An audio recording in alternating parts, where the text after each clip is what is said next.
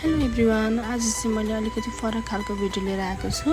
आज चाहिँ म काम विशेषले गरेर यहाँ झापादेखि माथि अन्तुसम्म गएको थिएँ। दादा र म गएको थियौँ दुईजना। अनि हामीले त्यहाँ अन्तुको काम सकेपछि चाहिँ मेरो फुपू सासूको घर छ क्या फिक्कलमा। अनि हामी त्यहाँ पनि निस्केर जाने, फुपूलाई पनि सन्चो छैन भनेर भेटेर जाने भन्ने कुरा भयो। अनि हामी डाइरेक्ट त्यहाँनिर गयौँ फुपूको घरमा। फुपूको घर चाहिँ ठ्याक्कै फिक्कलको पालटाङ्गे भन्ने ठाउँदेखि थोरै तल पर्छ। अनि पहाडको घर भएर पनि यति राम्रो छ नि, यति राम्रो, यति धेरै फुलहरू छन्, यति राम्रो छ गार्डन फुपूहरूकोमा, यति धेरै सागसब्जी है पहाडको ठाउँमा।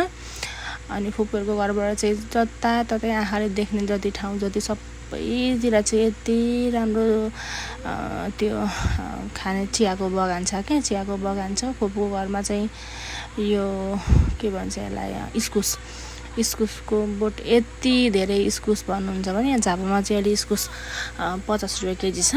त्यहाँ फुपूको घरमा चाहिँ यहाँबाट गाडीहरू गयो भने चाहिँ तपाईँको 500 रुपियाँ चाहिँ 500मा चाहिँ कति बोरा हो, 3-4 बोरा कति पाइन्छ अरे भन्दै हुनुहुन्थ्यो। अनि हामीले चाहिँ सब्जीहरू लाने भनेर टिप्यौँ। त्यहाँनिर यति ठुल्ठुलो काँक्रा थियो, हेर्नु न यति ठुल्ठुलो।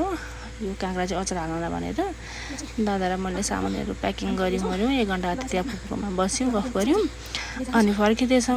अनि अलिकति उकालो छ क्या फुपू घरदेखि माथि त्यो पिचाउने बाटोसम्म चाहिँ।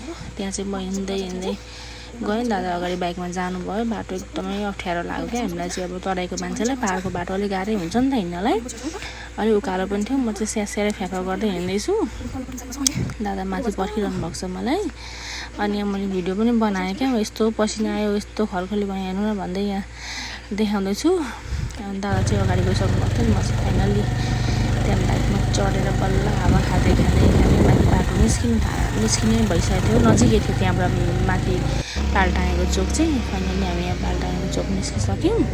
यहाँ आउँदाखेरि चाहिँ तपाईँको यस्तो सिमसिम पानी पनि परे जस्तो। अनि यति चिसो अब बिहानभरि यहाँ खलखली भएको मान्छे है, त्यहाँ त यति धेरै चिसो रहेछ। जहाँ गए पनि हेर्नु न, झन् जति अगाडि बढ्दै गयौँ त्यति धेरै हुस्से लागेको थियो। लगभग यतिखेर 4 बजेको थियो होला, लगभग 4 बजेको थियो त्यो टाइममा भन्नुहुन्छ। यति धेरै हुस्सो लागेको बाटोभरि। झापा र यतिको डिस्टेन्स तपाईँको लगभग 40 मिनटको डिस्टेन्समा यस्तो छ हेर्नु न। यहाँ बसिनसक्नु छ गरिबलाई, यहाँनिर चाहिँ दिउँसै लाइट बाल्नु परेको थियो क्या, त्यस्तो धेरै हुस्सो लागेको थियो। हामीले बाटोमा धेरै चिसो भएर चाहिँ यहाँ मटकाको चिया र बिस्किट खायौँ। त्यसपछि दादा र म अगाडि बाटो जाँदैछौँ। यति धेरै हुस्सो लागेको थियो, कामदै ज्याकेटै लाउनु पऱ्यो मैले त बाटोमा।